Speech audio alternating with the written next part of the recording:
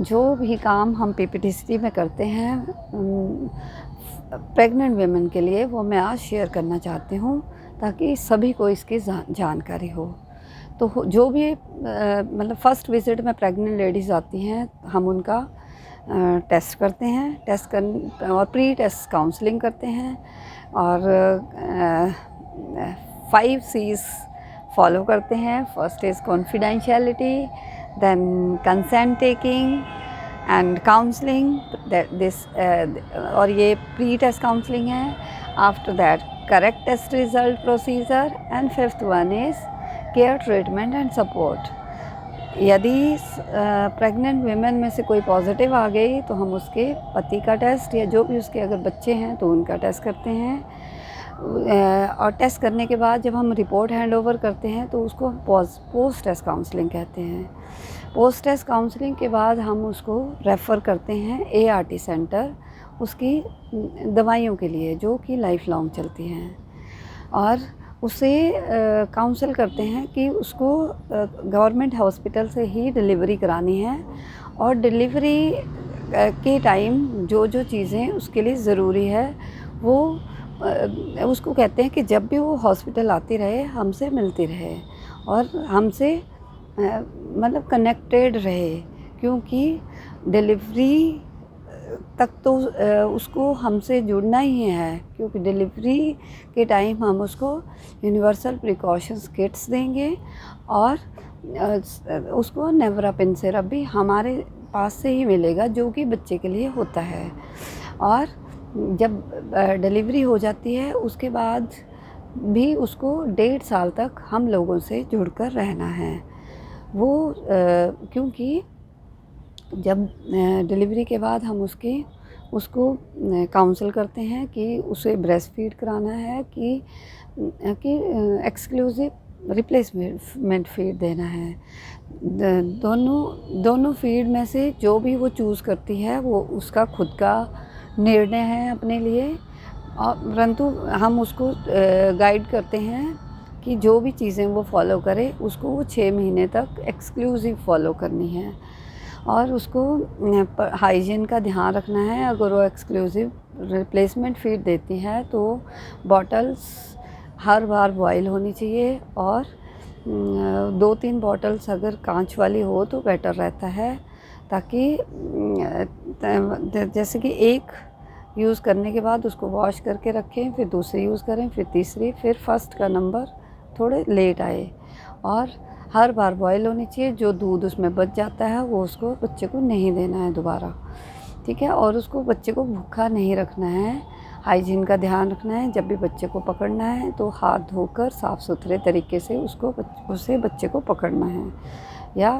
उसको संभालना है। और जिसको अगर इन्फेक्शियस प्रॉब्लम है, किसी को खांसी या जुकाम है, तो उसके पास बच्चे को नहीं देना है, क्योंकि बच्चों की इम्यूनिटी वीक होती है, और हमारे इन बच्चों की इम्यूनिटी ज़्यादा वीक होती है, तो वो जल्दी से बीमारियां कैच करते हैं। फिर उसको हम समझाते हैं 4 विज़िट के बारे में हैं, जो कि उस प्रेग्नेंट लेडी के हमारे पास होते हैं। पहला विज़िट होता है 6 वीक्स पे, 1.5 महीना। जब बच्चा 6 हफ्ते का हो जाएगा तो बच्चा हमारे पास आएगा DBS टेस्ट के लिए। DBS का मतलब होता है ड्राई ब्लड स्पॉट, जो कि हम एक फ़िल्टर पेपर पर बच्चे का पैर के से सैंपल लेते हैं कार्ड पर, और वो डॉट्स होते हैं, उसमें सर्कल होते हैं। उस सर्कल 3 कम से कम फुल होने चाहिए, अगर 5 हो जाएं तो बहुत अच्छी बात है।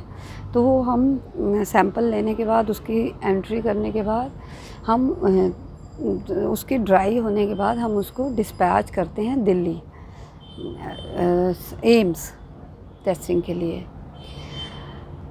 उसका अगर रिपोर्ट नेगेटिव आता है तो फिर हम उसको फॉलोअप के लिए 6 महीने पर बुलाते हैं, परंतु अगर उसका 6 हफ्ते का टेस्ट पॉजिटिव आया तो हम एक और सैंपल लेते हैं बच्चे का, जो कि कन्फर्मेटरी टेस्ट होता है। और 2 टेस्ट अगर पॉजिटिव आ गए तो बच्चे को हम ART के लिए रेफ़र कर देते हैं, जिससे कि उसकी दवाई जल्दी से जल्दी शुरू हो पाए। यदि एक पॉजिटिव एक नेगेटिव आता है तो हम उसका एक और टेस्ट कराते हैं। अगर वो फिर से नेगेटिव आता है तो वो नेगेटिव माना जाएगा और हम उसको 6 महीने पे फॉलोअप के लिए बुलाएंगे। परंतु अगर पॉजिटिव आता है तो उसकी दवाई शुरू हो जाएगी। 6 महीने पे जब बच्चा हमारे पास आता है तो पहले हम उसका एंटीबॉडीज़ टेस्ट करते हैं, जो कि हम हर सभी का प्रेग्नेंट वुमेन का और जो भी मोर देन 18 मंथ्स है, 18 महीने के ऊपर हैं, 2 साल से ऊपर है, उनका टेस्ट करते हैं।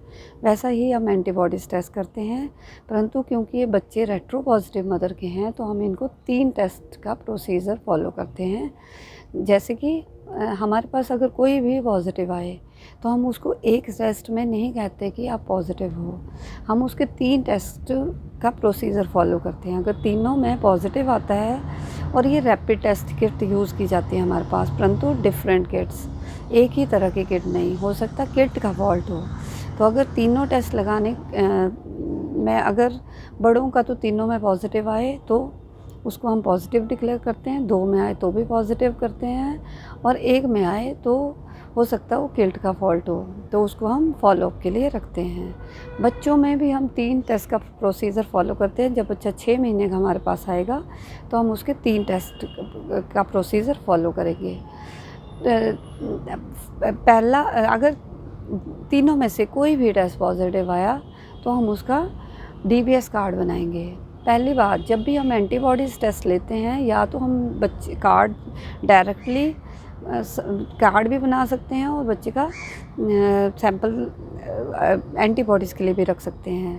परंतु अगर हम EDTA वाइल में अगर बच्चे का सैंपल लें तो उससे कार्ड बनाना भी इजी होता है और बच्चे के हम टेस्ट भी तीनों टेस्ट भी लगा सकते हैं। तो हमें EDTA वाइल में सैंपल लेना चाहिए जब बच्चा 6 महीने का हमारे पास आए, और उसको तीनों टेस्ट का प्रोसीजर फॉलो करना चाहिए। अगर तीनों में से कोई भी पॉजिटिव आए तो हमें उसका DBS कार्ड बनाना है और दिल्ली भेजना है। दिल्ली से जब रिपोर्ट आएगी तो अगर नेगेटिव आती है तो वेल एंड गुड, तो उसको हमने नेक्स्ट फॉलो अप 1 ईयर के लिए बुलाना है। परंतु अगर पॉजिटिव आती है तो हमने उसका फिर से एक और सैंपल लेना है और कंफर्मेटरी टेस्ट के लिए फिर से दिल्ली भेजना है। अगर दोनों पॉजिटिव आते हैं तो उसको फिर ART भेज देना है और उसकी दवाइयाँ शुरू करानी हैं। इसी तरह 1 ईयर पे हमारे पास बच्चा आता है, जो 6 महीने वाला चीज़ें हम फॉलो करते हैं वही हम 1 ईयर पे फॉलो करेंगे। और लास्ट टेस्ट हमारे यहाँ बच्चे का 1.5 ईयर्स पे होता है, जो कि 1.5 साल पे। 1.5 साल पे सिर्फ एंटीबॉडीज़ टेस्ट करते हैं हम लोग, और एंटीबॉडीज़ टेस्ट में फिर से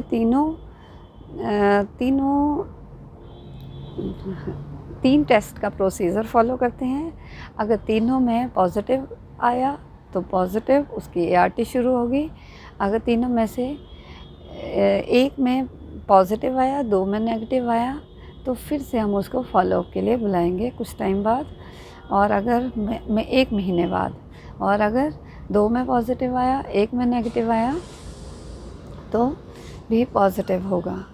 तो ये सब मोस्ट ऑफ द टाइम हमारे पास बच्चे नेगेटिव आते हैं, मतलब 1.5 साल पे, क्योंकि हमने जब प्रेग्नेंट वुमेन फर्स्ट विज़िट में हॉस्पिटल में आई उसका टेस्ट टाइम पे किया और उसकी दवाइयाँ टाइम पे स्टार्ट कर दी।